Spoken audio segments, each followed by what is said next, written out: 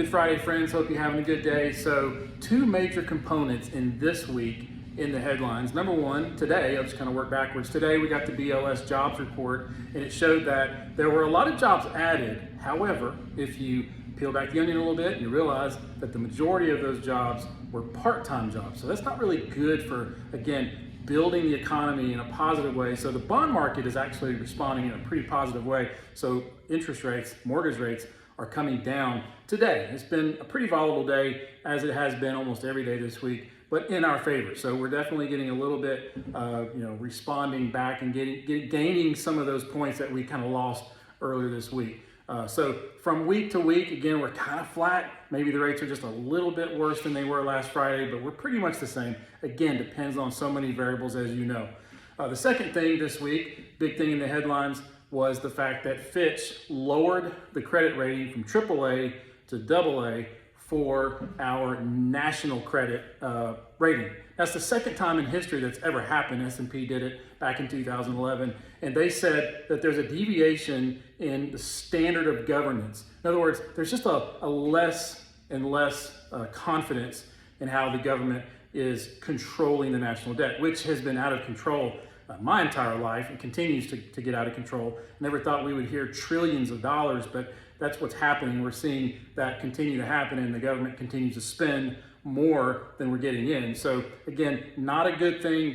What that does is, the debt ceiling and all those things that we've been hearing over months, over the last couple of years really, but we continue to hear those things. And the reality is it's just going to cause volatility in the markets. And so a lot of the volatility that we've seen in the last several months has a lot to do with confidence in some of those areas. Now, let's focus on what we need to focus on as real estate professionals. A few points that I want to point out. Number one, inflation is dropping. The job market is slowing. And then also you've got the 2 and 10-year treasury yields that are inverted.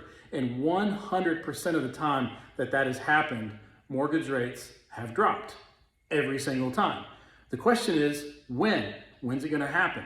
And we don't really know. All the chief economists, from the B of A chief, Freddie Mac chief, Rinaldi Group, you can go on down the list. They are all now sinking in their thought that mortgage rates are going to drop by the year end of 2023.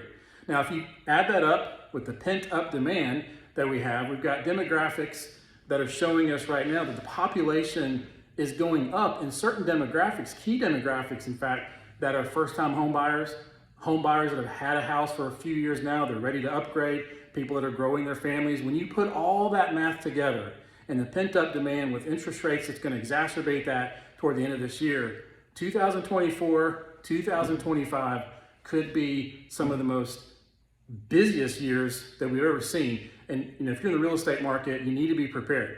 We've got a wave that is coming that could be second to none that we only just saw a few years ago, back in 2020, 2021. So we got to be ready, but winter is coming. And so as I say that, and you're a real estate professional, let's get together and talk about strategies that we can help each other formulate to get ready for the winter season that's coming, because it's probably going to be slow as we get into late fall, into the winter. But then we're going to see demand rise like we haven't seen in the last 18 months, and we need to be prepared for that. So let's get together and talk about how we can put together some strategies, how we can help you grow your business, how we can prepare consumers to get past all the noise that's in the headlines and focus on the fundamentals. And the fact of the matter is that acquisition costs are going to continue to rise. Let's teach them how it can save them money by taking advantage of that now before, millions of people are going to jump in line, in looking to buy a house. Go ahead and take that now before it gets too late, because 2024 is going to be more competitive. So let's get together, talk about that, how we can help our consumers. You guys have a great weekend.